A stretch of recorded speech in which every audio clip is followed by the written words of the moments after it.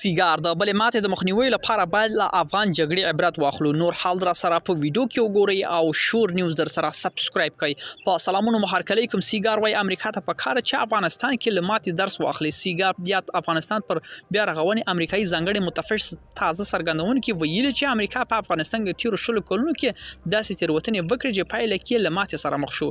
د سرچینه کاږي له همدې امله د امریکا حکومت ته پکار ده چې له دې تجربه او ماتو درس واخلي. سیګار وای له امریکا په افغانستان کې له ماتو تجربو درس وانخلي نو ښایي چې په راتلونکي جګړو کې ورته ماتې سره مخ شي. سیګار داسې مهال په څرګندونه کې کوي چې امریکا حکومت لوار له مخه یو کمیټه ټاکلی و خو په افغانستان کې د امریکا تیروتنې وارزوي او په راتلونکي کې دریو کلونو کې تیروتنه خپل ماتې حکومت ته وسپاري او په راتلونکي پالیسیو کې ترې ګټه واخلي.